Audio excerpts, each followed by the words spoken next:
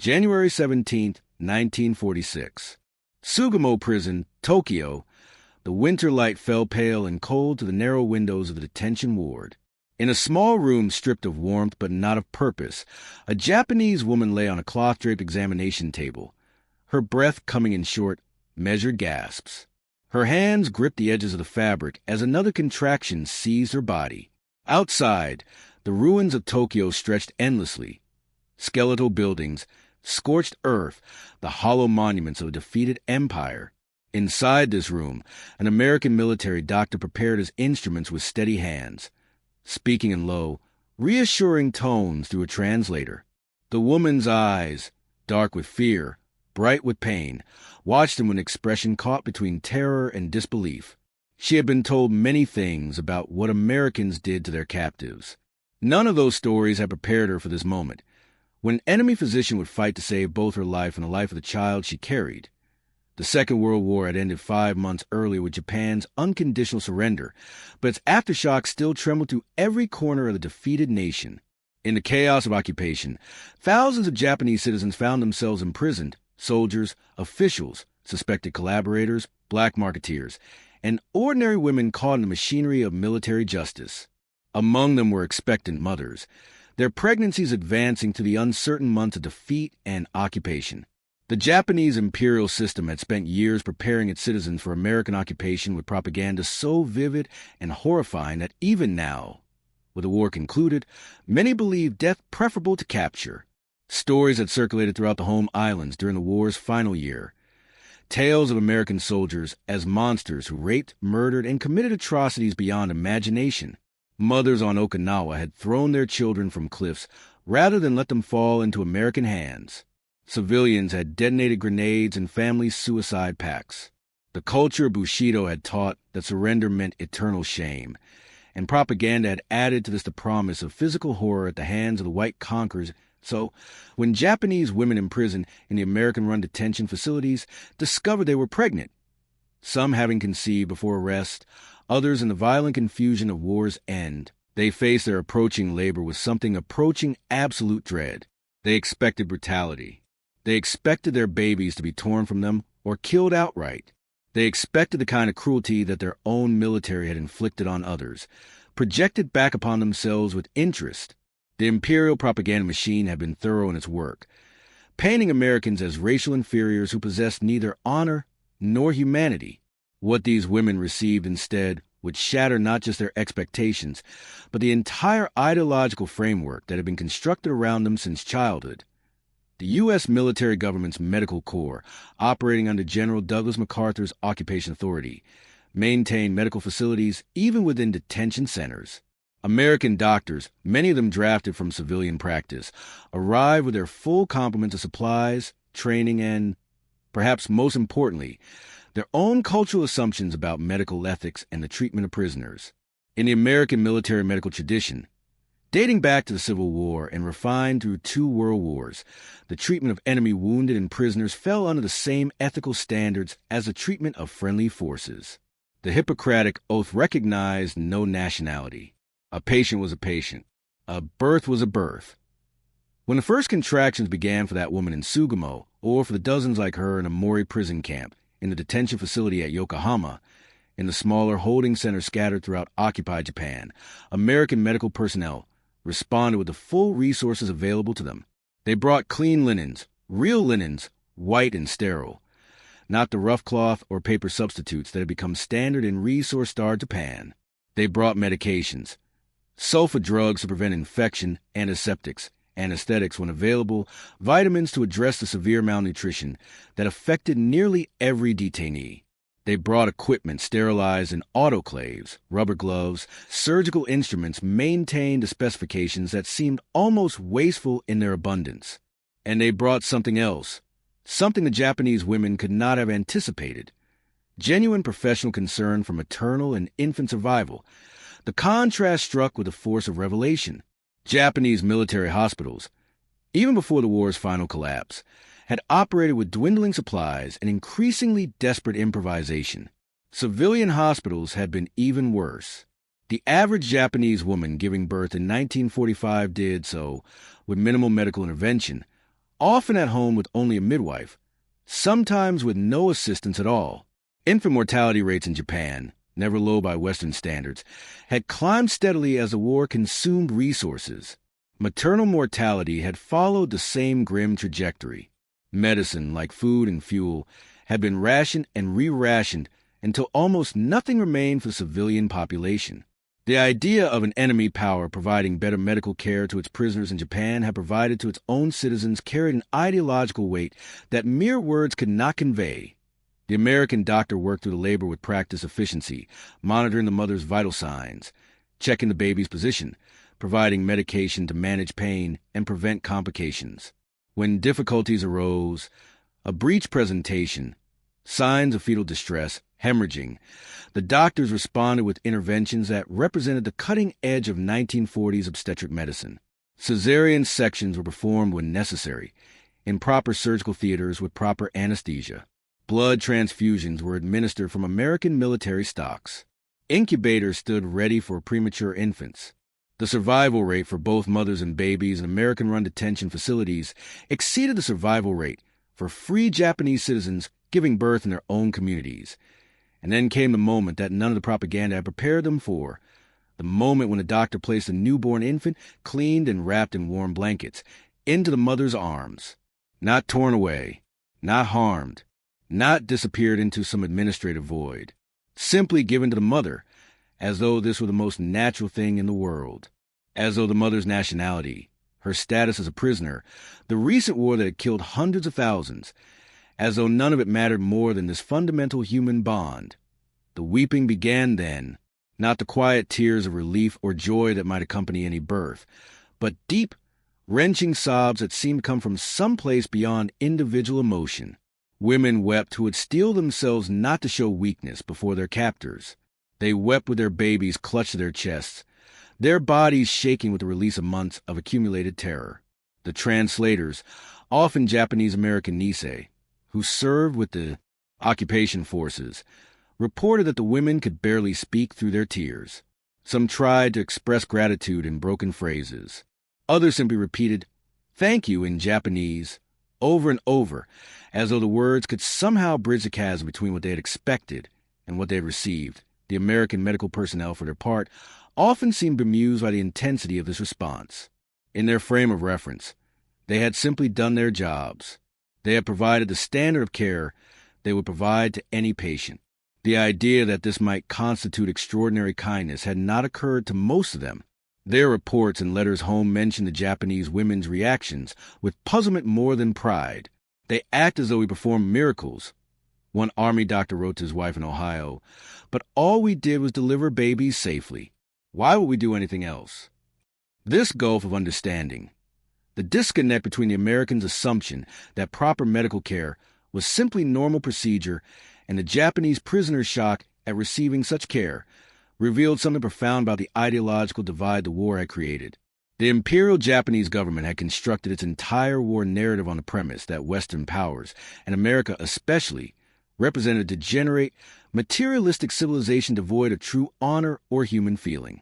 The co-prosperity sphere propaganda painted America as a nation of mongrels and plutocrats whose military success came only from industrial might, never from moral virtue.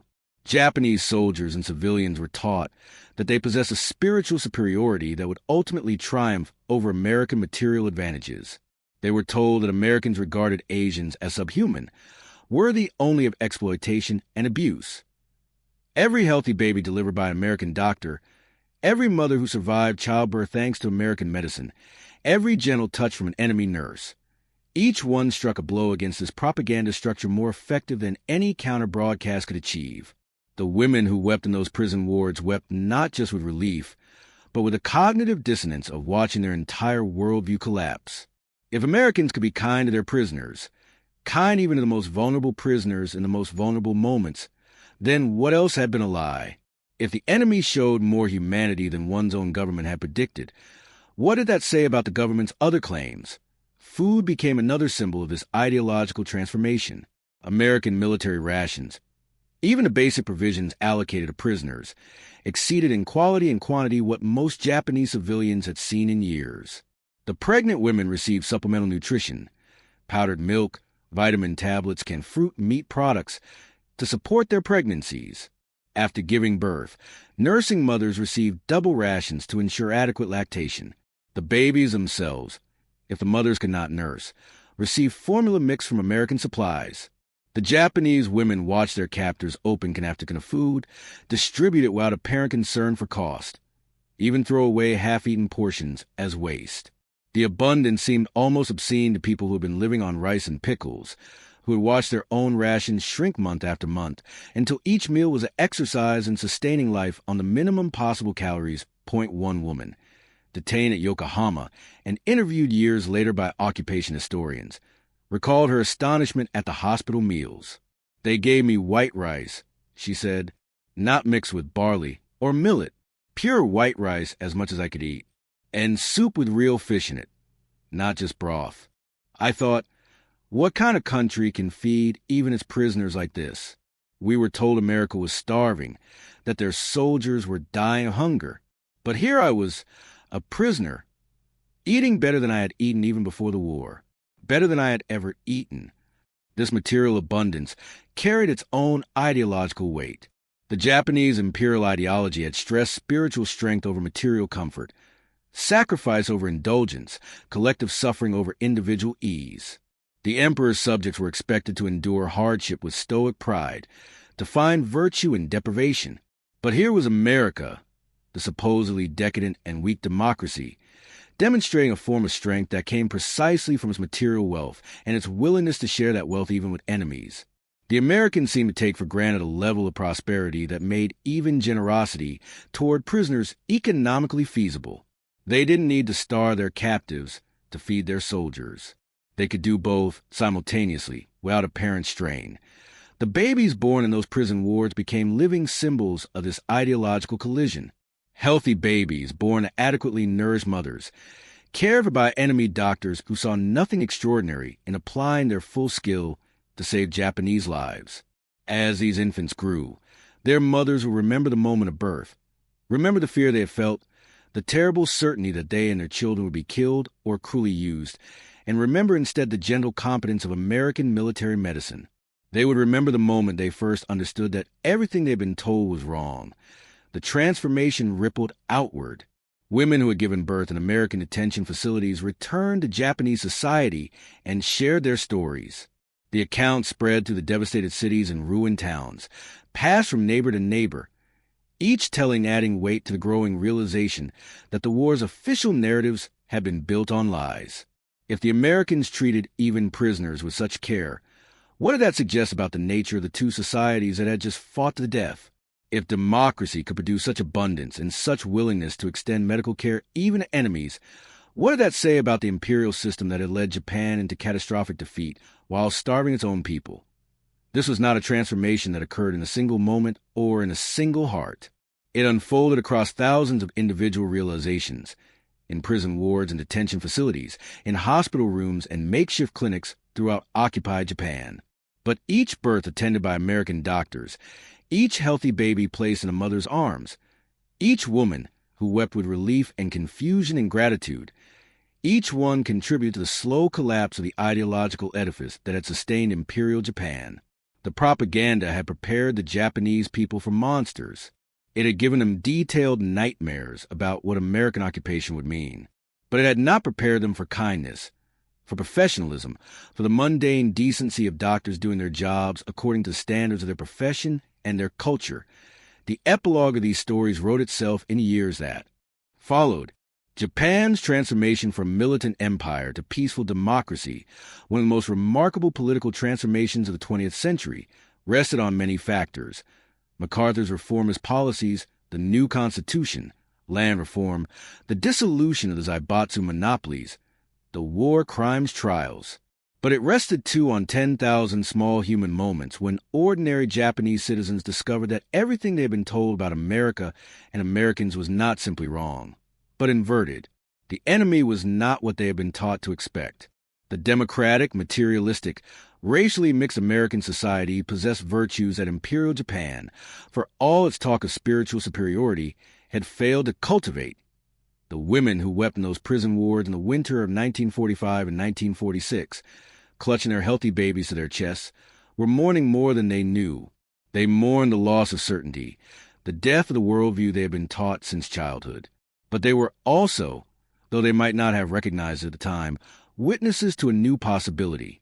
They had seen in the actions of enemy doctors a glimpse of what a different kind of society might offer, a world where abundance allowed generosity, where medical ethics transcended nationality, where the weak and vulnerable received care not because they deserved it by the measure of their sacrifice, but simply because they were human.